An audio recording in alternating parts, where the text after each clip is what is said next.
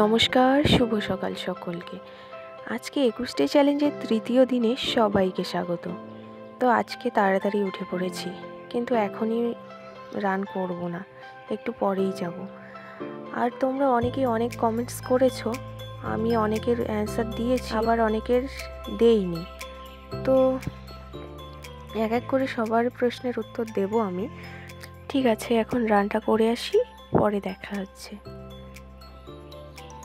সকালে রান করে পড়ানো ছিল আমার 7টায়, পড়িয়ে এসে খাওয়া দাওয়া করে এরপর কিছুক্ষণ পড়লাম, তো সেটা ভিডিও করিনি আমি। তো যা যা কমপ্লিট হয়েছে সেটা কারেন্ট অ্যাফেয়ার্স, তারপরে অনুপাত সমানুপাত, ম্যাথ কমপ্লিট হয়ে গেছে, জিকেটা, আর হচ্ছে ইংলিশ আর রিজনিংটা এখন করব কমপ্লিট। তো ঠিক আছে, আমি বাকিগুলো কমপ্লিট করতে থাকি।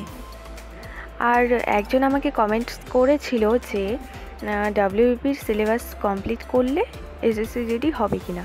তো আমি রিপ্লাই দিয়েছিলাম 50%, কারণ WBP আর SSC-GDর মধ্যে কিছুটা তফাৎ আছে, যেমন ওখানে হিন্দি থাকে, আর জিকের মধ্যে সাবজেক্টিভটা আমি কমে আসতে দেখেছি।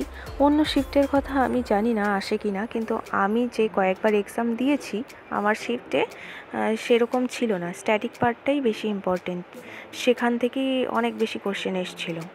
স্ট্যাটিক পার্টের মধ্যে কে কোন নৃত্যের সাথে জড়িত, কে কোন বাদ্যযন্ত্রের সাথে জড়িত, আর কয়েক বছরের পুরনো কারেন্ট অ্যাফেয়ার্স, আমার সেটে তো এইসবই পেয়েছিলাম।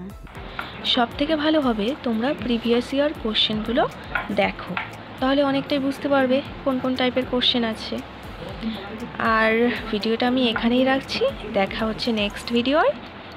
আর ভিডিওটা দেখার জন্য সকলকে অসংখ্য ধন্যবাদ।